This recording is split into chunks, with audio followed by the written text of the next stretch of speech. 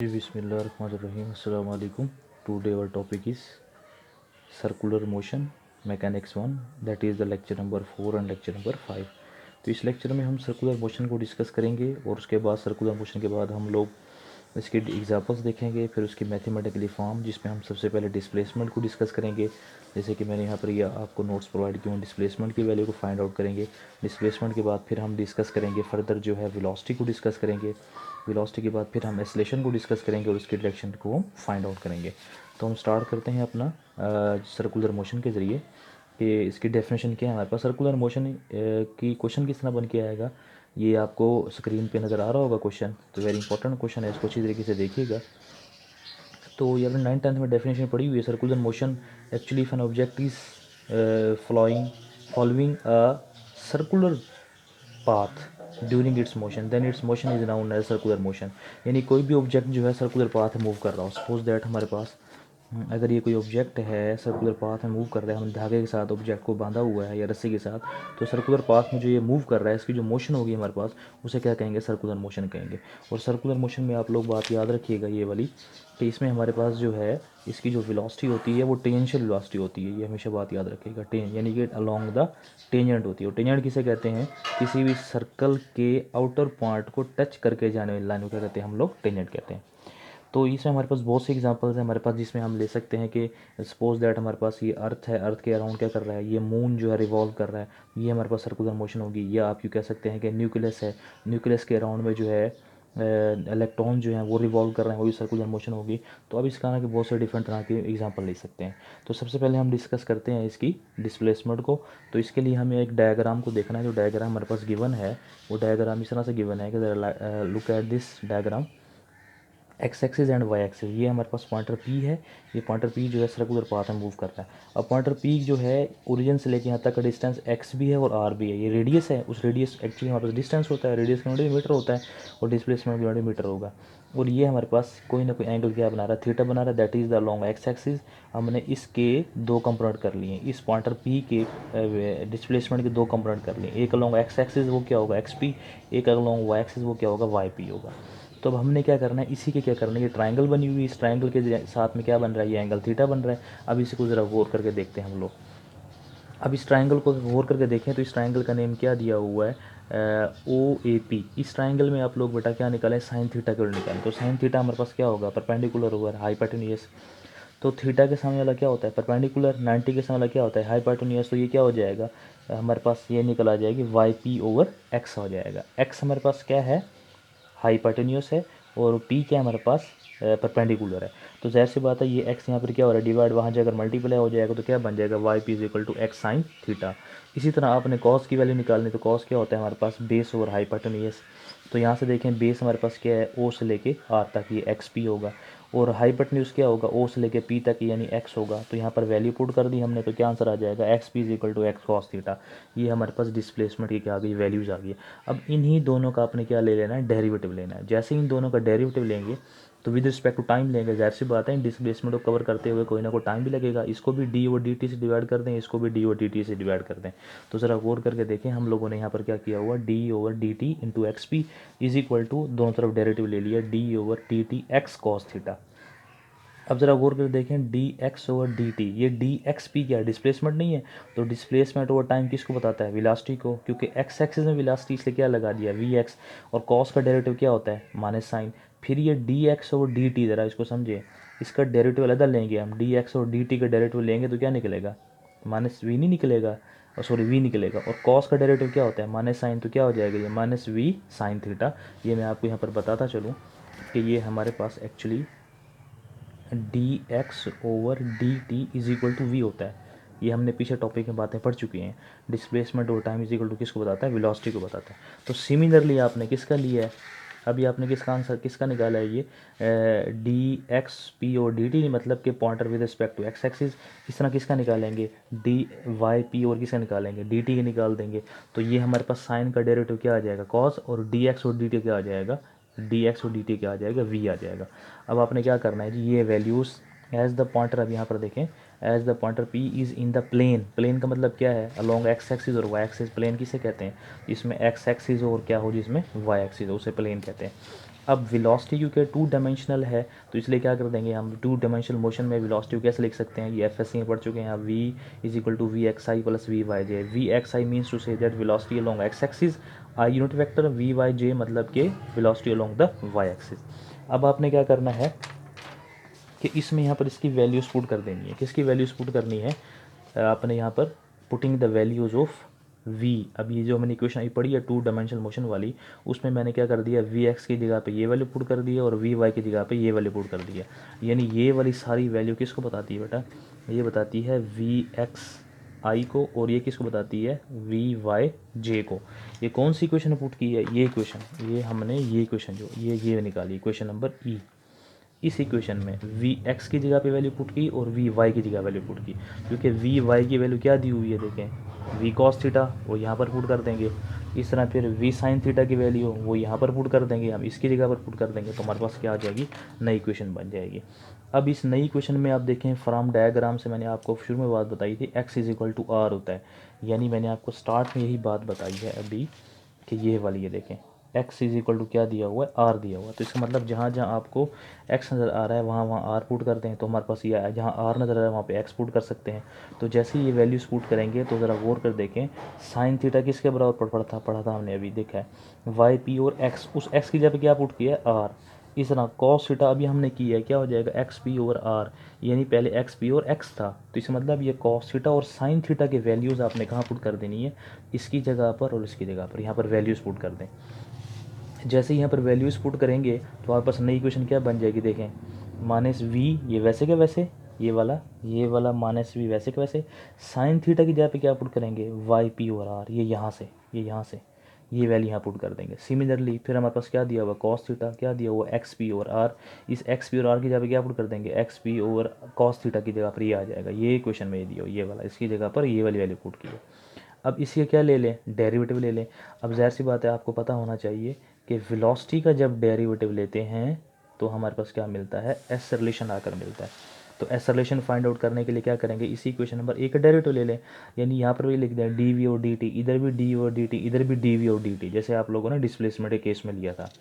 अब जैसे इसका डेरिवेटिव लेंगे तो क्या हो जाएगा, डी वी और डी टी, इधर भी से इधर भी डिवाइड कर देंगे हम लोग। अच्छा, डी वी और डी टी किसको बताता है, एसलेशन क्यों नहीं बता, कोई तो बताता है। अच्छा, यहाँ पर जो है, अब यहाँ पर फिर डेरिवेटिव ले लें, यहाँ पर डेरिवेटिव, हाँ जी, यहाँ पर भी आप लोगों ने डेरिवेटिव लेना है इसका, ठीक है। बल्कि हाँ, एक मिनट मैं आपको बताता हूँ कि थोड़ी सी मिस्टेक हो गई इसमें। हाँ जी बिल्कुल ठीक है, कोई मिस्टेक नहीं है एक्चुअली, यहाँ पर थोड़ा सा यूँ था कि हमने वी ओवर आर, यहाँ पर हमने क्या करना है, डेरिवेटिव लेना है इक्वेशन नंबर ए का, इक्वेशन नंबर ए का डेरिवेटिव लेंगे। तो इक्वेशन नंबर ए का डेरिवेटिव लेंगे तो, लेकिन उससे पहले आपको एक बात बताता चलूँ कि यहाँ पर हमने वाई पी ओवर आर और यहाँ पर एक्स पी ओवर आर, ये किसकी जगह पुट किया है, साइन थीटा और कॉस थीटा की जगह पर वैल्यूज पुट की है, देखें ये दिया हुआ है, इनकी जगह पर वैल्यूज पुट की है। जैसे जैसे इनकी जगह पर वैल्यूज पुट करेंगे, अब हमने क्या करना है नेक्स्ट, ज़रा देखें, इसी का डेरिवेटिव ले लिया। अब हमने यहाँ पर v ओवर आर को, माइनस वी और आर को अलग अलग कर लिया है। ये v ओवर आर को अलग क्यों किया, इसका डेरिवेटिव क्यों नहीं लिया, सिर्फ इसी का डेरिवेटिव क्यों लिया, क्योंकि v भी कांस्टेंट है और r भी कांस्टेंट है, रेडियस भी कांस्टेंट है, और मैं लिखा भी यहाँ पर कि देखें r इस क्या है हमारे पास कांस्टेंट है, r तो चेंज नहीं हो रहा था किसी भी बॉडी का सर्कुलर पाथ में, जब कोई बॉडी मूव कर रहा होता है तो उसका रेडियस चेंज नहीं हो रहा था, रेडियस क्या रहता है उसका, कांस्टेंट रहता है। तो हमारे पास ये क्या हो जाएगा, ज़रा गौर करके देखें बेटा, तो ये हमारे पास क्या बन जाएगी जी, D Y over D Y P और डी टी, ये क्या है, ये है मतलब कि अलोंग वाई एक्सिस वाला, तो वो भी तो डिस्प्लेसमेंट ही होता है। तो D Y P over D T, जैसे ही देखें बात को समझें, D X over D T ये भी वी को बताता है, D Y over D T ये भी किसको बताता है, वी को बताता है, ये दोनों किसको बताते हैं, वी की वैल्यू को बताते हैं। तो हमने यहाँ पर क्या पुट कर दिया, फिर इसका डेरिवेटिव लिया तो क्या हो जाएगा, माइनस वी और आर, और ये क्या हो जाएगा हमारे पास, ये हो जाएगी हमारे पास डी वाई और डी टी की जगह पे क्या पुट कर देंगे, वी कॉस थीटा। सिमिलरली हमने यहाँ पर क्या करना है, डी एक्स पी और डी टी की जगह पे क्या पुट कर देना है, माइनस वी साइन थीटा, ठीक है। ये from equation number C, equation number C से हमने इसकी वैल्यू पुट की है, ठीक है। इक्वेशन नंबर सी से हमने वैल्यू पुट की है। इक्वेशन नंबर सी मैं आपको दिखा देता हूँ, पीछे हम लोग पढ़ चुके हैं। तो इक्वेशन नंबर सी हमारे पास कौन सी है जी, ये है जी इक्वेशन नंबर जी, ये इक्वेशन हमारे पास दी हुई है, ज़रा गौर करके देखें, ये इक्वेशन दी हुई है D X over D X P और D T is equal to क्या दिया हुआ, माइनस वी साइन थीटा, और यहाँ पे क्या दिया हुआ, D Y P over D T is equal to क्या दिया हुआ है, वी कॉस थीटा। तो ये दोनों सी और डी से ये दोनों की वैल्यूज़ कहाँ पुट कर दी हैं आप लोगों ने, यहाँ पर ये वैल्यू पुट कर दी है और इस तरह यहाँ पर ये वाली वैल्यू पुट कर दी है। अब देखें ज़रा गौर करके, ये v और v स्क्वायर हो जाएगा, v स्क्वायर आर क्या बन जाएगा, कॉस थीटा। ये v और v क्या बन जाएगा, v square R over sine theta. तो ज़रा गौर करके देखें, ये i किसको बताता है, ये कंपोनेंट, ये सारी वैल्यू किसको बताती है, ये सारी वैल्यू बताती है हमें ए एक्स आई को। ये सारी वैल्यू किस बताती है, ज़ाहिर सी बात है जे वाली बात है, तो वाई एक्सिस को बताएगा ये हमारे पास।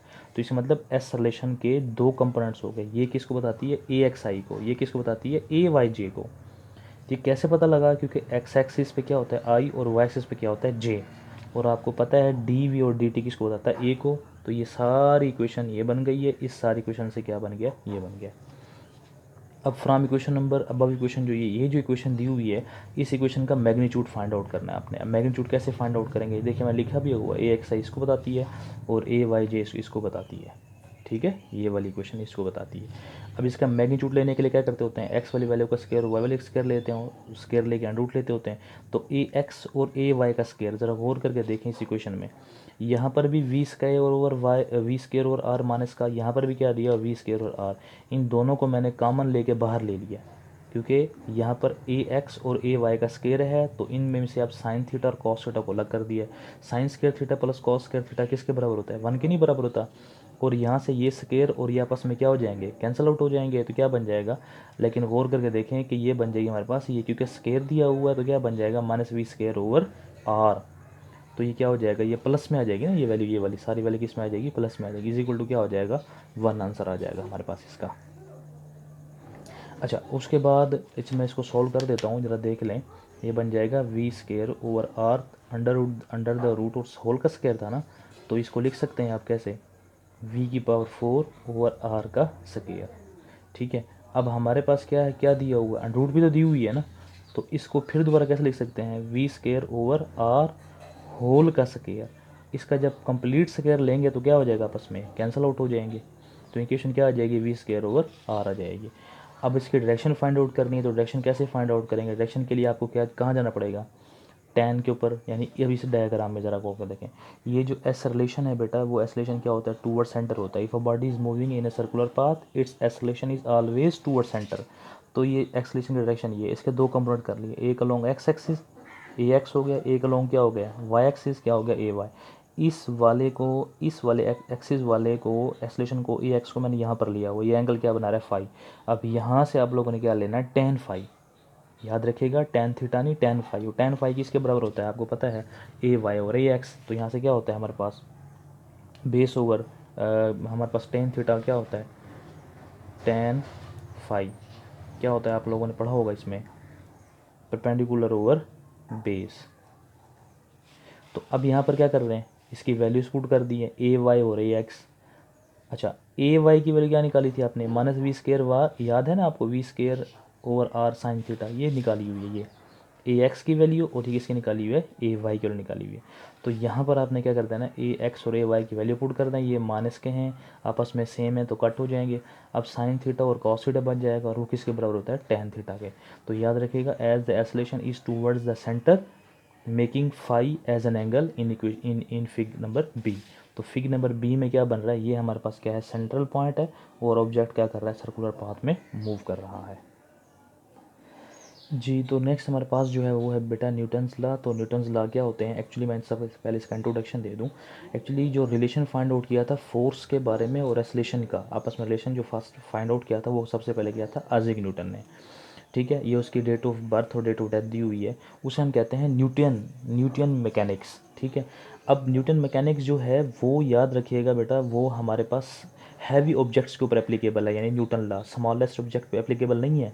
यानी वो ऑब्जेक्ट जो स्पीड ऑफ लाइट से मूव कर रहे होते हैं, स्पीड ऑफ लाइट कितनी होती है, 3 × 10⁸ मीटर पर सेकेंड, तो उनके ऊपर एप्लीकेबल नहीं है। तो इसका मतलब ये वो भी तो मूव कर रहे होते हैं। अब वो स्मॉलेस्ट ऑब्जेक्ट्स कौन से हैं, जैसे इलेक्ट्रॉन हो गया, प्रोटॉन हो गया, मिसाल के तौर पर ये हमारे पास न्यूक्लियस है, न्यूक्लियस के इर्द गिर्द क्या मूव कर रहे हैं, इलेक्ट्रॉन मूव कर रहे हैं, तो ये वेरी हाई स्पीड से मूव कर रहे हैं, तो न्यूटन लॉ वहाँ पर एप्लीकेबल नहीं है। तो न्यूटन लॉ कहाँ पर एप्लीकेबल है, मैक्रो ऑब्जेक्ट्स के ऊपर, जैसे प्लैनेट्स हो गए, बॉल हो गई, कार कार हो गई, हवाई जहाज़ हो गया, एरोप्लेन्स वगैरह, ठीक है, बाईसाइकिल, मोटरसाइकिल, उन पर एप्लीकेबल है वो। लेकिन उसके लिए भी याद रखिए क्या चीज़ ज़रूरी है, कांस्टेंट वेलोसिटी से वो मूव कर रहे हो।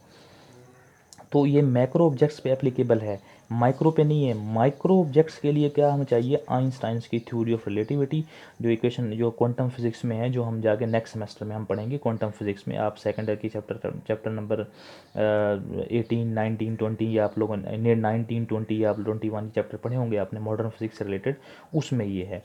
तो अब न्यूटन के लॉ वही हैं जो 9, 10 में आप पढ़ते रह गए, बेसिक है। इसे लॉ ऑफ न्यूटन के 3 लॉ पेश किए थे। लॉ ऑफ इनर्शिया भी कहते हैं, फर्स्ट लॉ भी कहते हैं, सेकंड लॉ को हम क्या कहते हैं, लॉ ऑफ एक्सेलरेशन भी कहते हैं, क्योंकि हम इसमें एक्सेलरेशन को डिस्कस करते हैं। और जो थर्ड लॉ है उसे एक्शन रिएक्शन भी लॉ कहते हैं। अब फर्स्ट लॉ की स्टेटमेंट क्या है, फर्स्ट लॉ की स्टेटमेंट हमारे पास ये है कि कोई भी ऑब्जेक्ट जो है अगर वो रेस्ट में है तो किस में रहेगा, रेस्ट में रहेगा। देखिए Newton's first law states that if a body is rest it will remain at rest. अच्छा, और if a body is moving with constant speed it will move until an external force acts on it to change the state. यानी Newton के first law में हमें ये पता लगता है कि ये जो लॉ है जिसे लॉ ऑफ इनर्शिया भी कहते हैं, इसे क्यों कहते हैं ये बाद में बताऊंगा, बट यहाँ पर ये समझ लें बात कि न्यूटन का जो फर्स्ट लॉ है वो स्टेट्स को बताता है। स्टेट्स हमेशा दो तरह की होती हैं, या तो ऑब्जेक्ट रेस्ट में होगा या फिर किस में होगा, मोशन में होगा। तो रेस्ट या मोशन ये आपस में रिलेटिव हैं। ये मैं आपको नेक्स्ट लेक्चर में बताऊंगा कि रेस्ट और मोशन आपस में रिलेटिव किस तरह से हैं। तो सबसे पहले ये देख लें कि रेस्ट की कंडीशन कौन सी होगी। मिसाल के तौर पे बुक लाइंग और टेबल, किसी बुक के ऊपर, किसी भी टेबल के ऊपर अगर बुक पड़ी हुई है तो किस में है, वो रेस्ट में है, तो रेस्ट स्टेट है हमारे पास।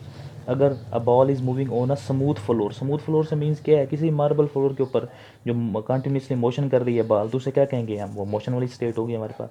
तो मिसाल के तौर पर अगर कोई बॉल है हमारे पास, ये एक्सप्लेनेशन में सारी बातें बताई हुई हैं, एक बार आप यहाँ पर देख लें, स्क्रीनशॉट भी ले सकते हैं इसका, इसको गौर से देख लें एक बार।